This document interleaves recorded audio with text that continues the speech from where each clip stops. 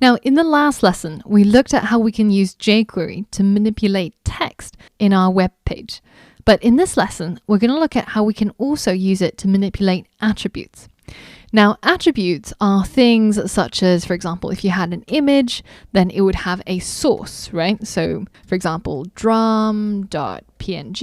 And if you had a anchor tag, then that might be the href, right? HTTPS www.google.com.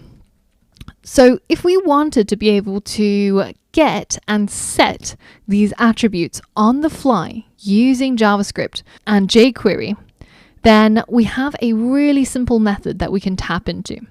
So we can select our image and we can use attr for the attribute method. Then inside the parentheses, we're going to give the name of the attribute that we want.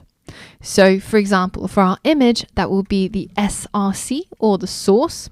And now I can console log this result.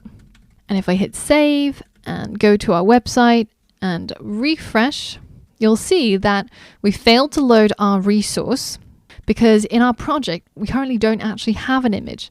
But if we wanted to diagnose this, then we could have simply used .attribute to get our source printed out, and we can see that it's a file called drum.png, which we clearly do not have in the current project folder.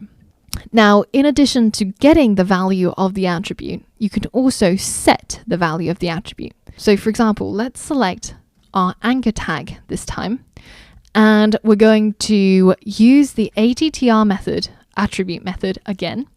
And this time we're going to get the value of the href attribute, but we're also going to set it. So that's the second input of this method. If there is a second input, then we're going to set it to that. And if there isn't one, then we're going to get the value of the attribute. So let's say that we've decided that we want to look after the underdogs and we're going to direct people towards yahoo.com instead of Google. I'm not sure if anybody uses Yahoo anymore, but let's give that a go. So this code will select all of the anchor tags on our website and change the href attribute to yahoo.com. Whereas previously it was google.com. And I'll give that anchor tag a value of search.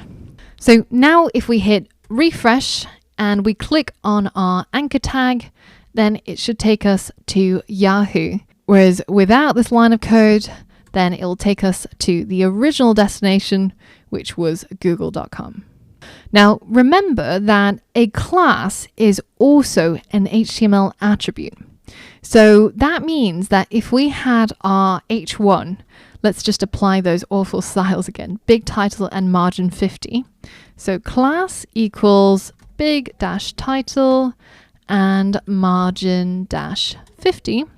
Then if we refresh our website and go into our console and we select our h1 to get its class attribute, then you can see that it'll print out all of the classes that are currently applied to the h1.